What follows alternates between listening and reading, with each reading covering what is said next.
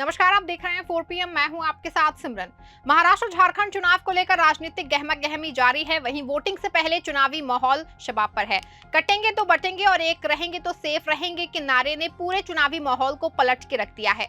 बता दें कि बीजेपी के द्वारा दिए गए नारे के बाद से मोदी, योगी और देवेंद्र फडणवीस की जमकर फजीहत हो रही है। वहीं महायुति के सहयोगी अजित पवार ने साफ कह दिया है कि मेरा इन नारों से कोई लेना देना नहीं है। आपको बता दें कि अजित पवार जब से महायुति के साथ आए हैं तब से उनके कद में कमी आई है और उनकी सियासत का खतरा जो है वो उनपे और मंडरा रहा है।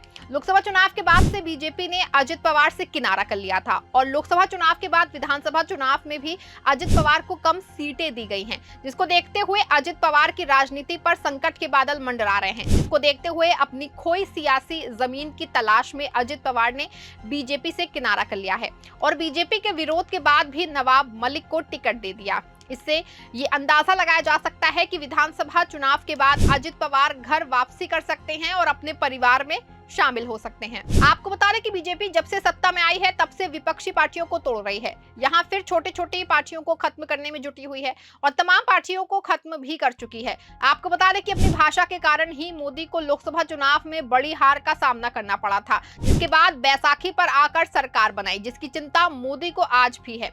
लेकिन विपक्ष भी मोदी की सारी बातों को समझ चुकी है और बीजेपी को घेरने के लिए कोई कोर कसर नहीं छोड़ रही है, जिससे कि मोदी और शाह की रातों की नींद उड़ गई है। अमित शाह को मोदी ने महाराष्ट्र की कमान सौंप दिया था और उनको बीजेपी का चाणक्य भी कहा जाता है, लेकिन शाह की चाणक्य नीति भी महाराष्ट्र चुनाव में चलती हुई नहीं दिखाई दे रही है, जिससे बीजेपी के सभी नेता हैरान और परेशान हैं और ऐसा नैरेटिव सेट करने में जुटे हैं कि जिससे जनता का दिमाग भ्रमित हो और फिर आम जनता से गलती हो और एक बार फिर से बीजेपी नीति महायुति की सत्ता में वापसी हो जाए। लेकिन ऐसा संभव तो नहीं है। आपको बता दें कि मोदी जनता को बेवकूफ बनाने से बाज नहीं आ रही है। अपने भाषणों में बीजेपी के नेता की देश की जनता को किसी भी प्रकार की कोई कमी नहीं है, लेकिन शिंदे सरकार ने राज्य की जनता के लिए कोई काम नहीं किया है। शहर से दूर गांव में पानी की व्यवस्था नहीं है। आज भी वहां की जनता कई किलोमीटर दूर से पानी ला करके पीने को मजबूर है। रोजगार नहीं है, महंगाई ने रिकॉर्ड तोड़ दिया है। बेरोजगारी का ये आलम है कि वो वहां की जनता कम दामों में काम करने के लिए मजबूर है। बेरोजगारी अधिक होने के कारण वहां पर मजदूरों की अधिकता है, जिसका फायदा कंपनी मालिक उठा रहे हैं, उनको कम दाम दे रहे हैं और लोगों की मजबूरी का जो है फायदा उठाया जा रहा है। लेकिन आम जनता की मजबूरी मोदी और शाह को दिखाई नहीं दे रही है।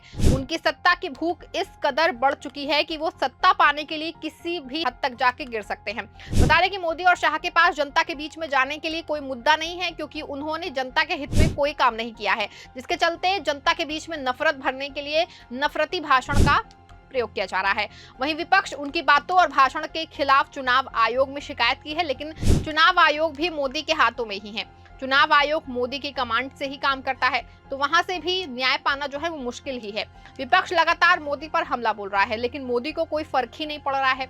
उनकी भाषा का स्तर वो लगातार गिरता ही चला जा रहा है। वहीं इस बीच महाराष्ट्र कांग्रेस के प्रमुख नाना पटोले ने भारतीय जनता पार्टी को लेकर बड़ा बयान दिया है और उन्होंने महाराष्ट्र के अकोला में अपनी स्पीच में कहा कि बीजेपी को कुत्ता बनाने का वक्त आया है।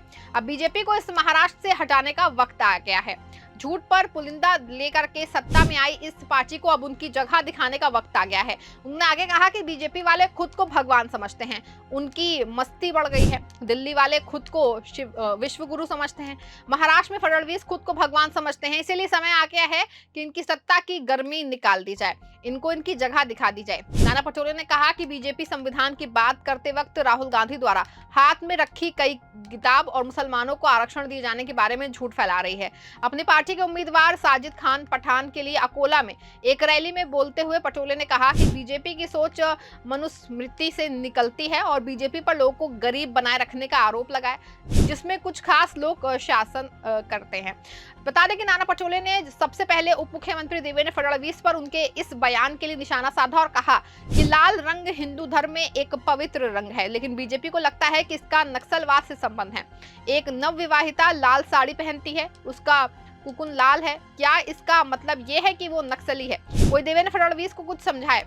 आपको बता दें कि महाराष्ट्र की 288 विधानसभा सीटों पर 20 नवंबर को वोटिंग होनी है और इस बीच बीजेपी ने महाराष्ट्र में चुनावी सभा के दौरान कांग्रेस नेता राहुल गांधी पर जनसभा में झूठ बोलने और बीजेपी पर बेबुनियाद आरोप लगाकर बदनाम करने की शिकायत निर्वाचन आयोग से की है। बीजेपी ने आरोप लगाया है कि चुनावी रैलियों में राहुल गांधी बीजेपी पर बेबुनियाद आरोप लगाते रहे हैं। वो बार बार संविधान खत्म करने को लेकर बीजेपी पर हमलावर हैं, जो बिल्कुल आधारहीन है। वहीं मोदी, योगी, शाह समेत बीजेपी के तमाम नेता रोज विपक्ष को गाली देते हैं, जनता को गुमराह करने का काम कर रहे हैं। सत्ता में आने के बाद से देश में हिंसा, महिला सुरक्षा का ढोंग करने वाले मोदी के खिलाफ सियासत के बाद भी कोई एक्शन क्यों नहीं ले रहा है? ये सोचने और समझने वाली बात है। लेकिन मोदी की तरफ से तनिक सा इशारा मिलते ही चुनाव आयोग विपक्ष की आवाज को दबाने के लिए तमाम नियम और कानून का हवाला देकर विपक्ष की ही आवाज दबाने का काम करता है और एक के बाद एक नफरती भाषण मोदी के द्वारा दिया जाता है। इस बीच ऑल इंडिया मजलिस इत्तेहादुल मुस्लिमीन प्रमुख असदुद्दीन ओवैसी ने वोट जिहाद धर्म युद्ध संबंधी टिप्पणी को लेकर भारतीय जनता पार्टी और महाराष्ट्र के उप मुख्यमंत्री देवेंद्र फडणवीस पर रविवार को निशाना साधा। ओवैसी ने कहा कि पीएम मोदी मेरा नाम लेकर के वोट जिहाद की बात करते हैं। अयोध्या में कौन सा वोट जिहाद था और वहां क्यों हार गए? एआईएमआईएम प्रमुख ओवैसी ने कहा कि हम डरने वाले नहीं हैं, हम लड़ेंगे और जीतेंगे। मैं किसी से भीख नहीं मांगता हूं, अगर मेरे मुकद्दर में कामयाबी लिखी है तो मुझे मिलेगी। ओवैसी ने उप मुख्यमंत्री पर निशाना साधते हुए कहा कि देवेंद्र फडणवीस को डर लग रहा है कि मेरा क्या होगा। उन्होंने एक पिक्चर के आधार पर तंज कसते हुए कहा कि तेरा क्या होगा फडणवीस। बाबा सिद्दीकी की हत्या पर ओवैसी ने कहा कि इसमें उत्तर प्रदेश से एक बच्चे को पकड़ कर लाए हैं, 3 बार के विधायक को सरेआम मार दिया जाता है, लेकिन अभी तक पता नहीं कि इसके पीछे का मास्टरमाइंड कौन है। साथ ही मैं महाराष्ट्र के मराठाओं को सलाम करता हूं कि उन्होंने एक दुबले पतले इंसान को अपना नेता बनाया। मनोज जारंगी पाटिल जो बोलते हैं उनका समाज उनकी बात सुनता है। वहीं वक्फ बिल पर उन्होंने कहा कि पीएम मोदी वक्फ बिल लाए हैं, अगर ये कानून बन गया तो हमसे हमारी मस्जिद, दरगाह और कब्रिस्तान छीन लिए जाएंगे, हाजी अली की दरगाह छीन ली जाएगी। असदुद्दीन ओवैसी ने सोमवार को कहा कि आज अब्दुल कलाम आजाद का जन्मदिन है। अब्दुल कलाम आजाद ने देश की आजादी के लिए कई सालों तक संघर्ष किया। मौलाना आजाद ने एक किताब लिखी थी जिसका शीर्षक था इंडिया विंस फ्रीडम था और उन्होंने किताब में लिखा था कि मैं देश के बंटवारे के खिलाफ हूं, इसीलिए मैं नेहरू और गांधी के पास गया। मुल्क की आजादी के लिए संविधान सभा बनाई गई। मैंने बार-बार संविधान सभा में आरक्षण की बात की, लेकिन कांग्रेस ने इसका विरोध किया। कांग्रेस ने दूसरे मुसलमान नेताओं को मौलाना आजाद के खिलाफ खड़ा किया। आपको बता दें कि मौलाना आजाद ने अपनी किताब में लिखा कि मैंने नेहरू से कहा था कि कैबिनेट प्लान को मंजूर कर लीजिए, नेहरू ने मेरी बात नहीं मानी। महात्मा गांधी ने नेहरू को खत लिख के ये बात कही थी, अब ऐसे आदमी को सदन बुलाओ जो हमारी बात सुने।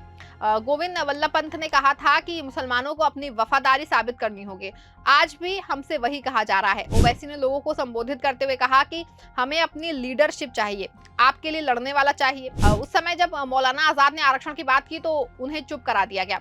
ओवैसी आज जब 3 तलाक और वक्फ बोर्ड की बात करता है तो मुझे दबाने की कोशिश की जाती है, लेकिन मैं चुप नहीं होने वाला हूं। उत्तर प्रदेश में मुझ पर 6 गोलियां जो है वो चलाई गई। वहीं उन्होंने कहा कि हम नहीं चाहते कि नरेंद्र मोदी फिर देश का प्रधानमंत्री बने, लेकिन हमारी मर्जी के खिलाफ फैसला आया, जनता के फैसले का स्वागत है, लेकिन अब विधानसभा चुनाव है। मैं आपसे वादा करता हूं कि इस बार ना शिंदे मुख्यमंत्री बनेंगे और ना ही फडणवीस, एक सेक्युलर आदमी इस राज्य का मुख्यमंत्री बनेगा। आपने 2 बार बीजेपी को जितवाया, अब रईस लाशकरिया को जिताइए। ओवैसी ने कहा कि सीएजी की रिपोर्ट है कि जो भी सरकार बनेगी उसको 5 साल में 60 से 70 हजार करोड़ रुपए कर्ज चुकाना होगा। यहाँ जनता से ये वादा किया जा रहा है कि हम आपके कदमों में चांद तारे तोड़कर रख देंगे। मुंबई के नौजवान नहीं जानते कि 90 के दशक में मुंबई की सड़कों पर क्या हुआ था, श्री कृष्णा कमीशन की रिपोर्ट में क्या लिखा था। वहीं मोदी और बीजेपी की फजीहत होने के बाद अमित शाह और मोदी अपने बयानों से यू टर्न लेते हैं या अपनी और फजीहत करवाते हैं, ये तो खैर आने वाले वक्त में पता चल पाएगा। इस खबर में फिलहाल बस इतना ही। ऐसी तमाम राजनीतिक खबरों के लिए बने रहें, जुड़े रहें 4PM के साथ। धन्यवाद।